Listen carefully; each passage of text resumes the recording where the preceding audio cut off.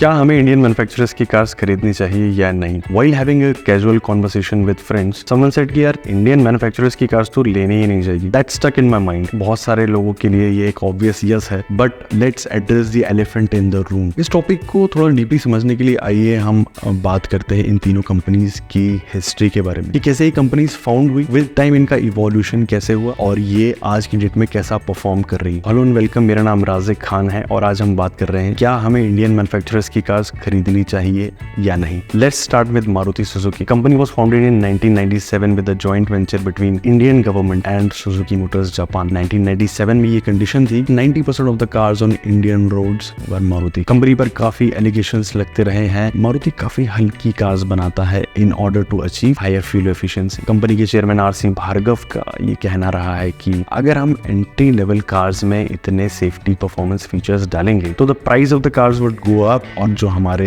Entry level cars के customers हैं वो कार खरीदने की बजाय मोटरसाइकिल्स खरीदेंगे, which is more unsafe. Secretary general of Global NCAP Alejandro Furas का ये कहना है बड़ा निराशाजनक है. Despite having the biggest market share in India, Maruti काफी लो परफॉर्मेंस गाड़ियां बनाता रहा है in terms of safety rating.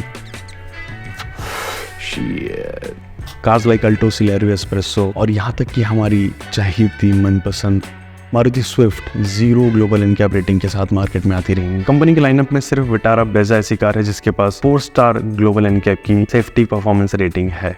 Maruti Suzuki के पास काफी स्ट्रॉन्ग मार्केट शेयर है. To be reference 40% market share in India.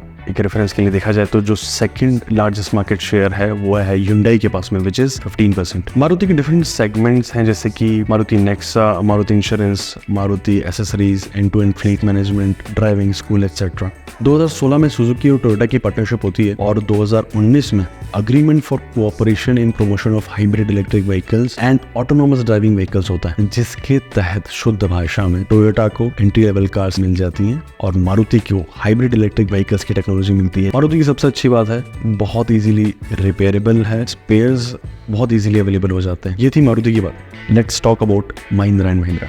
Mahindra was established in 1945 as a steel trading company. फिर उन्होंने धीरे धीरे अपना बिजनेस बिग एमयूवीज में ग्रो करना चालू किया और इंडिया में जीप्स असेंबल करना चालू किया under the brand name of Willys jeep. CJ3 भी महिंद्रा की बहुत ही फेमस जीप है जो अक्रॉस इंडिया और अक्रॉस ग्लोब रिस्टोर और मॉडिफाई की जाती है. One of my favourite jeeps made by Mahindra. 2005 में महिंद्रा इंडिया का पहला CRD इंजन लेकर आता है in the Mahindra Scorpio which was launch in 2002 with the tagline of nothing else will do. One of my favourite SUV. और स्कॉर्पियो ने India के अंदर एसयूवी सेगमेंट को रीडिफाइन किया था जब वो लॉन्च हुई थी. 2010 में कंपनी ने रेवा इलेक्ट्रिक करके कंपनी को खरीदा with majority stake of 55% and under the same logo they launched E2 E-Verito और रिसेंटली XUV 400 लॉन्च की है. 2011 में कंपनी ने SsangYong मोटर्स को खरीदा विद अ मेजॉरिटी स्टेक और इंडिया में SsangYong Rexton RX-7 लॉन्च की जो कि टेरेबली पिटी और नहीं चली. 2015 में महिंद्रा ने बेस्ट काम किया. इटालियन डिजाइनिंग कंपनी पिनिनफरीना को खरीदा. हाल ही में 2019 के अंदर पिनिनफरीना बटिस्टा लॉन्च की which is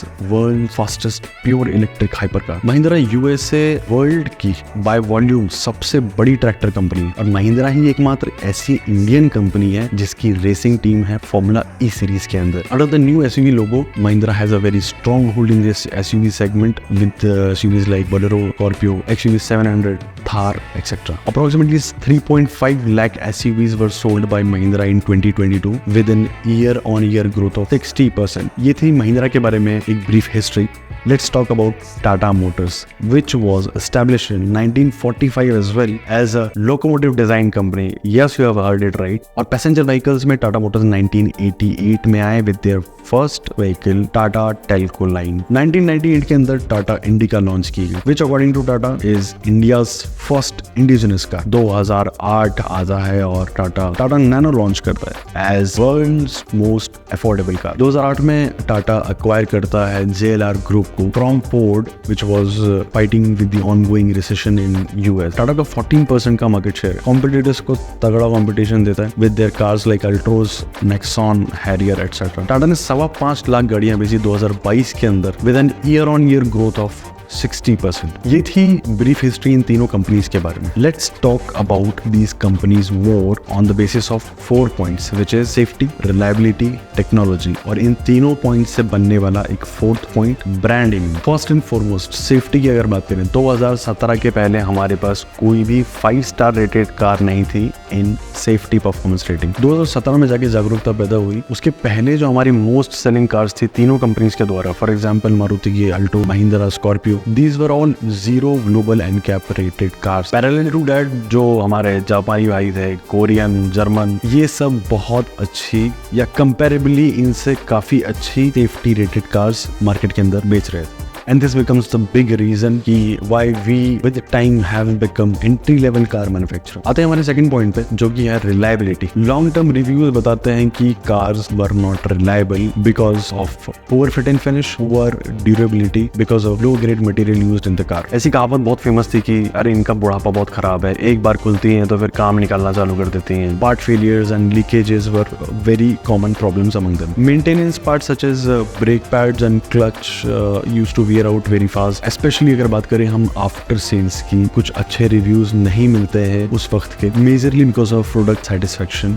etcetera. Third point आता है टेक्नोलॉजी का। टेक्नोलॉजी में हम हमेशा से पीछे रहे हैं। मारुति का जो टेक्नोलॉजी आता है वो सारा जापान से आता है। टाटा और महिंद्रा हमेशा दूसरी कंपनीज पे आउटसोर्सिंग पर रिलाई करती हैं, विच become the result of poor research and development team. वो हमारी रीढ़ की हड्डी कमजोर करता है जब हम आउटसोर्सिंग के ऊपर ज्यादा निर्भर कर रहे हैं और हमारी रिसर्च एंड डेवलपमेंट टीम को हम उतना ज्यादा इंपॉर्टेंस नहीं दे रहे हैं। हमारी टेक्नोलॉजी हमको हमारी गाड़ी के अंदर पुट करनी, उसके लिए हम हमेशा रिलाई करेंगे दूसरों के ऊपर, आउटसोर्सिंग के ऊपर, which makes us the follower and not the leader. Almost all of the tech और ऑलमोस्ट जितना भी टेक्नोलॉजी हमारे कार्स के अंदर यूज होता है वो किसी दूसरी कंपनी से एक्वायर्ड है।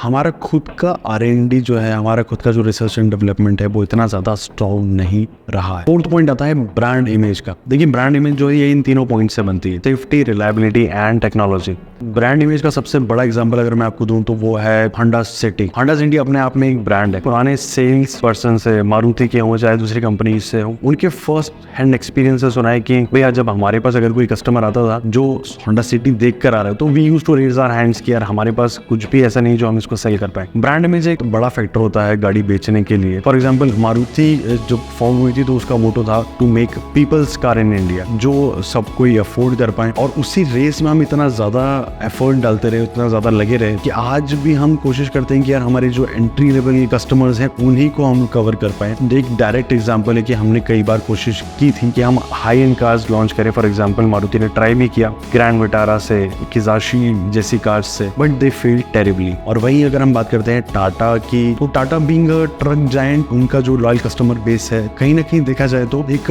ट्रस्ट वहां से आता है। महिंद्रा के साथ भी सेम केस है। Mahindra is tractor giant in India, तो उनका जो लॉयल कस्टमर है कहीं ना कहीं वो वहां से आता है। ब्रांड इमेज की बात करें तो ब्रांड इमेज इतनी अच्छी नहीं थी हमारे इंडियन मैन्युफैक्चरर्स की। एटलीस्ट इन चारों पॉइंट्स को अगर हम समराइज करें, यही देखने को मिलता है कि हमारे जो इंडियन मैन्युफैक्चरर्स हैं उन्होंने इस एरा में, फॉर एग्जाम्पल 10 से 15 की अगर हम बात करें, तो इतना ज़्यादा एफर्ट नहीं लगाया अपने कस्टमर्स को इम्प्रेस करने में और उनको वैल्यू फॉर मनी देने के अंदर। ये पॉइंट हमें लेकर आता है हमारी इस वीडियो के सेकंड फेज में, which is the current condition of the Indian manufacturers. 4 points अभी हम लोगों ने डिस्कस करे, वही 4 पॉइंट्स अभी हम करंट कंडीशन के हिसाब से डिस्कस करते हैं। And to start with, let's take safety. 2017 के अंदर टाटा ने इनिशिएटिव लिया और अपनी टाटा नेक्सॉन ग्लोबल एनकैप में भेजा एंड सिक्योर 5 स्टार रेटिंग। उसी के बाद में महिंद्रा ने यही सेम ट्रेंड फॉलो किया और अपनी XUV 300 को ग्लोबल एनकैप में भेजा and secured 5 star global NCAP rating. और इसके बाद से हमको देखने को मिलता है कि इन दोनों कंपनीज की लाइनअप में ऑलमोस्ट सारी गाड़ियां 5 स्टार रेटेड हैं। 2014 में ग्लोबल एनकैप के द्वारा एक कैंपेन लॉन्च किया गया, safe cars for India. Alejandro Furas का भी कुछ लेटेस्ट स्टेटमेंट पे वो कहते हैं कि safe cars for India campaign के अंतर्गत हमने देखा कि इंडियन मैन्युफैक्चरर्स अच्छा परफॉर्म कर रहे हैं, लेकिन मारुति की तरफ से ये इनिशिएटिव अभी भी देखने को नहीं मिलता है। सेकेंड, अगर हम बात करते हैं टेक्नोलॉजी के बारे में, हमारे इंडियन मैन्युफैक्चरर्स ने अपना गेम ग्लोबल लेवल पे एनहांस किया है। फिर चाहे वो खुद की R&D से हो, चाहे वो एक्वायर्ड कंपनीज की हेल्प से हो। फॉर एग्जांपल टाटा ने एक्वायर किया टाटा डेयू को, JLR ग्रुप को, ट्रेलेक्स, SRL जैसी कंपनीज। इसका सबसे बड़ा एग्जांपल है कि टाटा ने JLR ग्रुप के D8 प्लेटफॉर्म पे अपनी हैरियर लॉन्च की महिंद्रा की अगर हम बात करें तो महिंद्रा ने भी काफ़ी कंपनीज एक्वायर की, for example Reva electric, Pininfarina, SsangYong Motors, Carnot cycles etcetera. चाहे खुद के R&D से हो, चाहे एक्वायर्ड कंपनीज की हेल्प से हो, हमने अपना गेम जो है वाकई में एनहांस किया और आज हमारा जो लाइनअप है वो कहीं भी कम नहीं नजर आता है दूसरी कंपनीज के कंपैरिजन। थर्ड पॉइंट आता है रिलायबिलिटी और ड्यूरेबिलिटी का। देखिए रिलायबिलिटी में अभी भी बहुत स्ट्रॉन्ग रिकमेंडेशंस देना पॉसिबल नहीं है। मारुति का रिलायबिलिटी फैक्टर सुजुकी से आता है तो वहां पर कंसिडरेबल है, but Tata and Mahindra has a big horn of improvement in the segment of reliability। काफ़ी लॉन्ग टर्म नेगेटिव रिव्यूज़ मिलते हैं सोशल मीडिया साइट्स को क्लोजली स्टडी करने के बाद समझ में आता है कि आफ्टर सेल्स से काफ़ी कस्टमर्स जो हैं वो परेशान हैं। Product satisfaction might be one of the reason कि इतने ज़्यादा सर्विस सेंटर को लेकर या फिर आफ्टर सेल्स को लेकर रिव्यूज़, नेगेटिव रिव्यूज़ देखने को मिलते हैं। और यही आता है हमारा फोर्थ पॉइंट जो इन तीनों पॉइंट से मिलकर बनता है, जो कि है ब्रांड इमेज का। No doubt the brand image of Indian manufacturers has improved a lot in the past 5 to 7 years। Current situation जो है वो काफ़ी इंप्रूव हुई है, फिर चाहे वो सेफ्टी के पर्सपेक्टिव से हो, चाहे डिज़ाइन के पर्सपेक्टिव से हो, चाहे टेक्नोलॉजी के पर्सपेक्टिव से हो। ये बात होगी हमारी करंट कंडीशंस की कि हमारी कंपनीज आज कैसा परफॉर्म कर रही हैं। देखिए ये टॉपिक बहुत सेंसिटिव है और अक्सर लोग इस टॉपिक पर बात करना अवॉइड करते हैं, इसीलिए बीच बीच में कभी जो ऑटो जर्नलिस्ट हैं वो at the time of reviewing any car वो इस तरह की बातें करते हैं। फॉर एग्जांपल जो फिट एंड फिनिश है वो अभी भी कुछ जगहों पे ऑड ही है, कुछ जगह पे शार्प एजेस है, कुछ जगह पे ऐसे ऑड से दिखने वाले खाली एरियाज जो हैं वो भी यहाँ पे हो सकते हैं। बट टाटा शुड नो कि छोटी मोटी चीज़ें जो है यहाँ पे ये फिट एंड फिनिश बढ़िया होनी चाहिए। मतलब दिस इज नॉट अ ऐसा कि हाँ 5-10 लाख की कार नहीं है, this is a good 25 lakh rupees plus car जिसमें मैं बैठा हूँ। फिट एंड फिनिश अभी भी ऐसा कोई टॉप नॉच चीज़ नहीं होगी। जैसे देखो ये काफ़ी ऑड से ये चीज़ें जो है कुछ जगह पे कुछ फीलिंग आती है। बट ये कुछ ट्रू फैक्ट्स हैं जिन्हें डिस्कस करना और जिनके बारे में बात करना बहुत ज़्यादा इंपॉर्टेंट है, एटलीस्ट उन लोगों के लिए जो इन तीनों कंपनीज में से किसी कार को खरीदने का सोच रहे हैं, बुक कर चुके हैं, प्लानिंग कर रहे हैं या रिसेंटली खरीदी है। Which brings us to the third phase of our video, the guidelines that you can follow. वो गाइडलाइंस, इंपॉर्टेंट पॉइंट्स जिन्हें फॉलो करके आप अपने कार ओनरशिप एक्सपीरियंस को बेस्ट बना सकते हैं। बट इससे पहले कि हम आपको ये हमारी सीक्रेट गाइडलाइंस बताएं, we request you to like the video, share the video and please subscribe to the channel। This is the first video that we are doing on YouTube or anywhere else। हम उन कुछ guidelines के बारे में बात करने वाले हैं जिनको फॉलो करके आप अपने कार ओनरशिप एक्सपीरियंस को बेटर बना सकते हैं। और जो फर्स्ट स्टेप है वो है कार खरीदने के पहले लॉन्ग टर्म रिव्यू ज़रूर देखें। देखिए हम रिव्यू ज़रूर देखते हैं यूट्यूब पर और दूसरी जगह पर कि हाँ इस कार के अंदर ये फीचर हैं और इसका इतना माइलेज है और इतना रियल माइलेज निकलता है, लेकिन एक और टर्म अगर आप वहाँ पर टाइप करते हैं और सर्च करते हैं तो आपको इसके ऊपर वीडियोस ज़रूर मिलेंगी। वो टर्म है long term review of so and so car. Second guideline जो हमारी है वो है चूज द राइट डीलरशिप। ये ऐसे ही है जैसा आप किसी से रिश्ता कर रहे हैं, डीलरशिप कस्टमर ओरिएंटेड होना चाहिए। हर डीलरशिप का एंड गोल प्रॉफिट कमाना होता है because it is a business, but differs from dealership to dealership. Third point हमारा आता है PDI यानी प्री डिलीवरी इंस्पेक्शन। जी हाँ, बहुत ही इंपॉर्टेंट पॉइंट है। PDI वैसे तो डीलरशिप करती है when they receive the vehicle from the manufacturing facility to their stock yard. आप भी PDI करवा सकते हैं। आप डीलरशिप को रिक्वेस्ट कर सकते हैं कि कोई विन नंबर या कोई चेसी मुझे अलॉट करने से पहले मैं चाहता हूँ कि उस चेसी नंबर की या उस व्हीकल की PDI मेरे सामने हो। PDI के अंदर मेजरली 4 पॉइंट्स कवर होते हैं, outer body, interior, engine bay compartment और अंडर बॉडी। फोर्थ पॉइंट हमारा आता है रिलेशनशिप विद द डीलर। जितना रोल डीलरशिप का है उतना ही रोल आपका भी है। जब आप डीलरशिप पे जाते हैं तो जो सर्विस मैनेजर्स हैं, जो जनरल मैनेजर्स हैं, उनके साथ एक अच्छा बिहेवियर और एक अच्छा रिलेशनशिप बनाना आपको लॉन्ग रन के लिए बहुत प्रॉफिटेबल रहता है। हमारा जो 5वां पॉइंट और बहुत इंपॉर्टेंट पॉइंट है ये, कई बार कस्टमर्स समझते हैं कि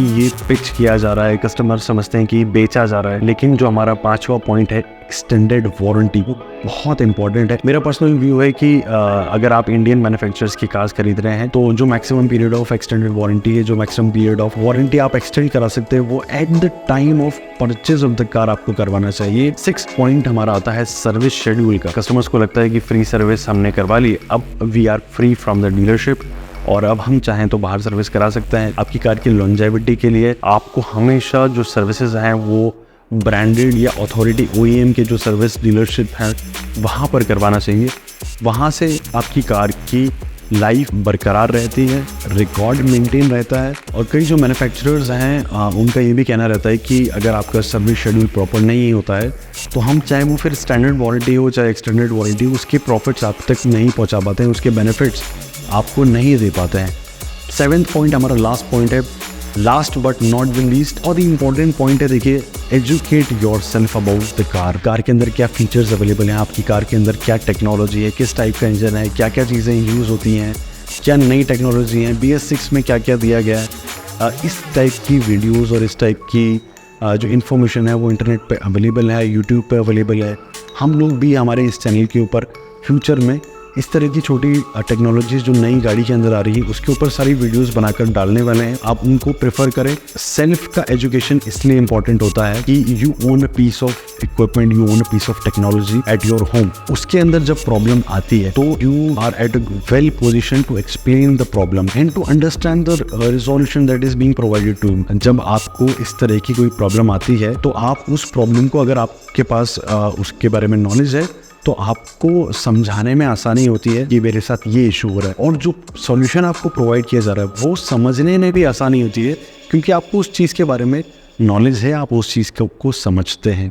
तो educate yourself is a very big point according to me after the 6 points that I have discussed with you। अभी तक के लिए इतना ही। Thank you very much. I will see you in the next video.